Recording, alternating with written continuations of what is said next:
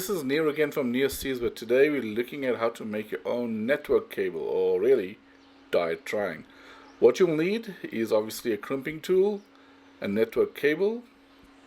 Will go a little bit more in depth into the crimping tool aspects of it.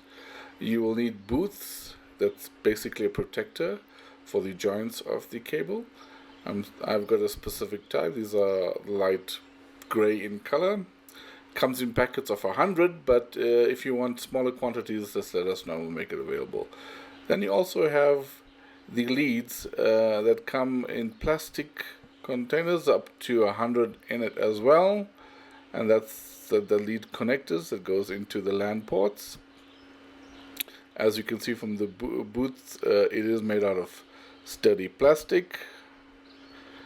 And then from the actual connectors itself, it's hardcore plastic, and at the end, although you cannot see it in here because of the blurriness, there are some pins that basically spike into the little cables and thus draw the connections from those cables. So these connectors are quite sturdy and very common, used in almost all LAN cables.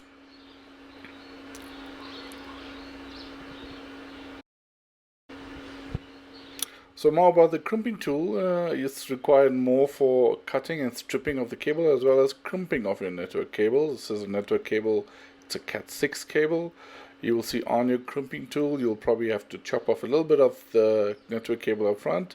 There is a blade that completely chops the cable. There is also a section that can strip the cable, and then at the end of it is the crimping part that crimps the connector onto the cable itself.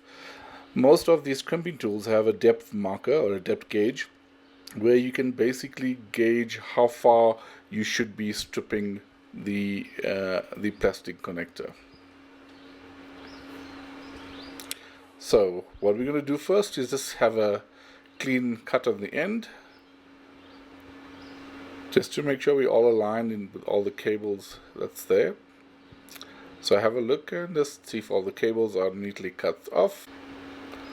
Next, we need to take the cable and insert the boot. You want to do that quite early on and don't want to be stuck with moving cables about to get the boot in. It neatly fits into the cable. Move it along.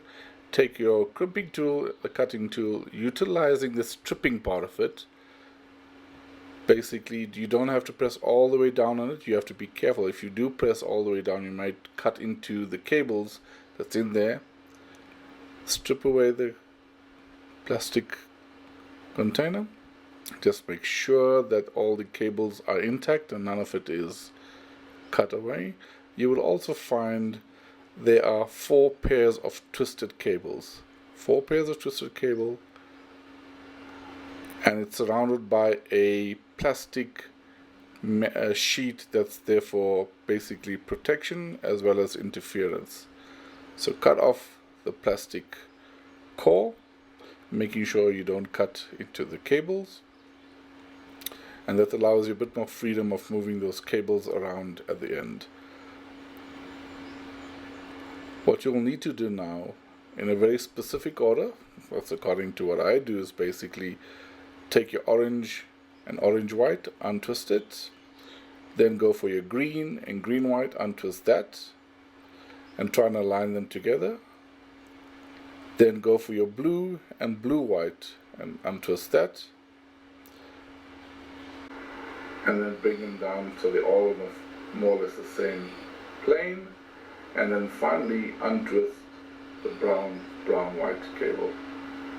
So now we're going to be trying to put these wires into sequence, and you need a bit of steadiness and try and hold them as firmly as possible and make them as straight as possible. Your first wires are going to be your orange-white, followed by solid orange, followed by green-white.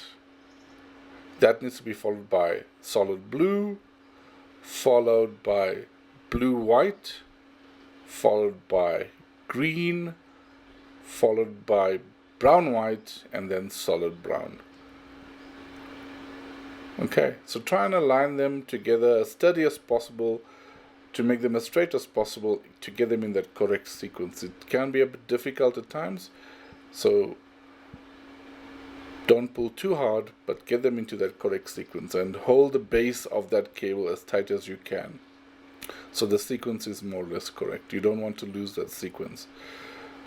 So with the base in hand, about 2 to 3 centimeters from your thumb, cut off in a straight line as possible those wires, keeping that sequence in there.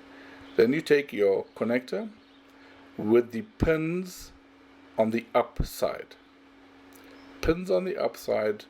and carefully insert those wires in that correct sequence. You have to make sure as they go in, make sure they do go into those pin slots in the correct sequence.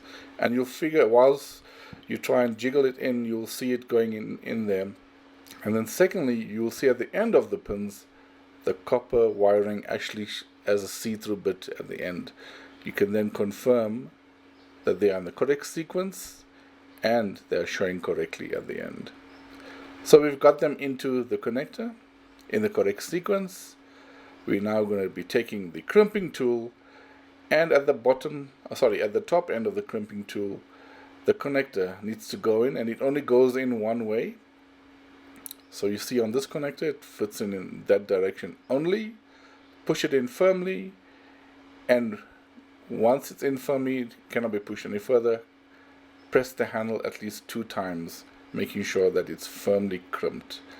So what that does, it takes the small pins that are in there and pushes it into the connector, and thereby secures that connection. So now those pins are connected to those wires.